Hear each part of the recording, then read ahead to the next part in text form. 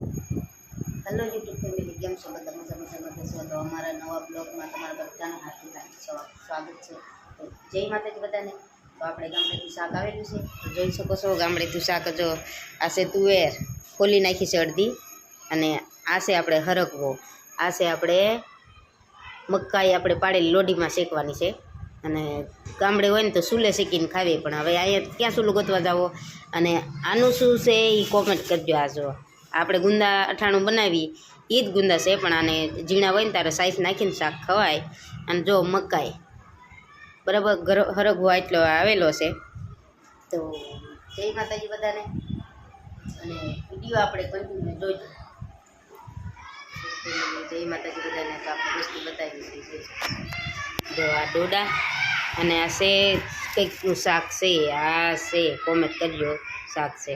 આ છે હરગવો, આ મકાઈ, આ જો તુવેર ફોલવાની આપણે તૈયારી કરી નાખી છે. ગામડેથી આવ્યું છે. તો જય માતાજી બધાને. પાછા ફરી